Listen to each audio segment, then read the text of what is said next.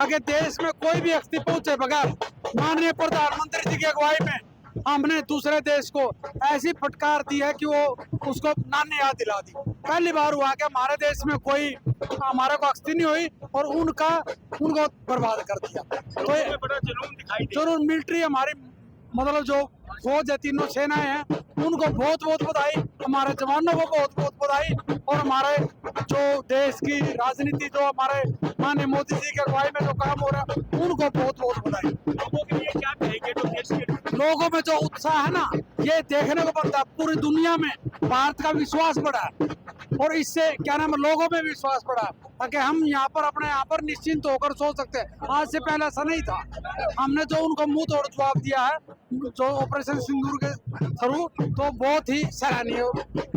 देखिए, ऑपरेशन सिंदूर भारतीय जनता पार्टी का एक बहुत बढ़िया प्रयास था। जिस पाकिस्तान पहले भारत पर आतंकवादी हमले करता था, भारत क्या करता था, सबूत के तौर पे डोजर देता था और पाकिस्तान और दूसरे देशों शक्तिशाली देशों को देता था। लेकिन भारतीय जनता पार्टी नरेंद्र मोदी की सरकार ने एक पहली बार उनको ईद का जवाब पत्र से दिया। आज पाकिस्तान कांपता है भारत के नाम से। परमाणु धमकी देता था पाकिस्तान पहले, लेकिन माननीय नरेंद्र मोदी ने परमाणु धमकी, अब वो परमाणु को नाम भी नहीं लेता। ये शक्तिशाली सरकार का नतीजा है जो 140 करोड़ भारतीयों ने नरेंद्र मोदी सरकार को वोट दिया और भाजपा को जिताया है। जगह जगह तिरंगा यात्राएं निकाली जा रही है, क्या करें? देखिए, देशभक्ति का जुनून है। सभी अगर तिरंगा यात्रा निकालकर देशभक्ति हर किसी में आती है। देशभक्ति का जुनून हर किसी में होना चाहिए। बीजेपी सरकार के शीर्ष नेतृत्व का बहुत बहुत धन्यवाद करते हैं। और सबसे बड़ी बात, जो हमारी मिलिट्री है, जो हमारी फौज है, जो हमारी सेना है, जिस बहादुरी से हमारी सेना ने ये कार्य को अंजाम दिया है कि दुश्मन को आँख ही नहीं, हमने सब कुछ दिखाया है, उसकी औकात दिखाई है, ठीक है। और हमने ये दिखाया है कि अब वो भारत नहीं रहा।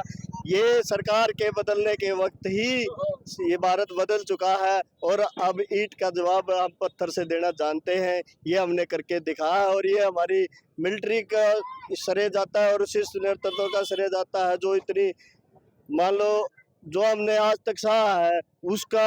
हमारी ख्याल में तो जो हमारे जितनी उम्र हुई है, हमने पहली बार भाई युद्ध देखा है और पहला ही युद्ध इतना छोटा होगा कि मात्र 3 दिन में ही युद्ध समाप्त हो गया और युद्ध समाप्त होने की घोषणा होगी।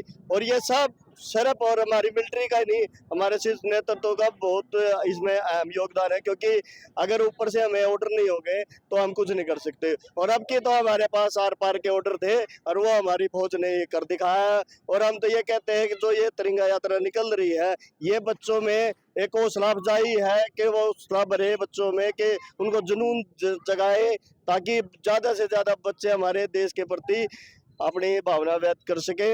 और मैं धन्यवाद देना चाहूँगा भाई प्रदीप ठाकुर का।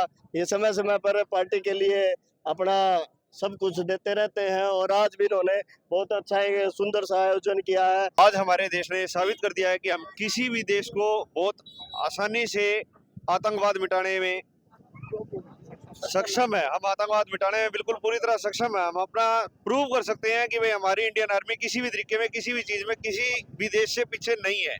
आतंकवाद को खत्म करने के लिए हम घर में घुस के मार सकते हैं। आज तक हमारा जिम्मा आतंकवाद मिटाने का था, अब इसके साथ हमारा नया जो जिम्मा है, हमारा नया जो उद्देश्य है, वो हमारा पीओके पर हासिल करना है, अपना कब्जा दोबारा हासिल करना है। जो पीओके हमसे छीन लिया गया था पुराने युद्धों में, अब हम उसको दोबारा प्राप्त करेंगे। हमारी नरेंद्र मोदी जी से यही अपील है कि अपना एक और अभियान चलाया जाए और हमारा जो पीओके था उस पर दोबारा अपना वर्चस्व स्थापित किया जाए, ताकि दूसरा कोई देश दोबारा हमारे नक्शे के ऊपर, हमारी जमीन के ऊपर, हमारे देश के ऊपर हमला करने का, कदम बढ़ाने का सोच भी ना सके। हम कहना चाहते हैं कि हमारी आज जो जनता है वह इतनी सक्षम है, दुश्मन को दिन में भी आग दिखाओ तो दिन में ही आग निकाल लगे। हमारा नौजवान, हमारा किसान, हमारा जवान हर टाइम सेना के लिए तैयार है लड़ने के लिए। लेकिन हमारे प्रधानमंत्री नई देश में आज तक कैसे आए, ना ही आने के, जो उन्होंने करके दिखा दिया आज तक हमने अपनी जिंदगी में हमें अनुभव करा है, वो आज तक नहीं हुआ। क्योंकि जो दुश्मन सामने आया है उसको 3 दिन में ही, 3 घंटे में, 3 मिनट में ही नीचे उतार दिया। हमने अपनी नजरों में आज के टाइम में 13 युग देखा है, 13 युग, वो युग देखा है जो कभी हमारे बड़ों ने नहीं देखा। अपने देशवासियों से ये कहता हूँ कि अपने राष्ट्र के लिए, अपने देश के लिए कुछ ना कुछ करना चाहिए। कुछ ना कर सको तो लिखना सीखो। बोल नहीं सकते तो बोलना सीखो, और कुछ नहीं कर सकते तो अपने राष्ट्र की सेवा और जो सेवा कर रहे हैं उनके पीछे दीवार की तरह खड़े रहे ताकि वो देश को आगे तक ले जा सके।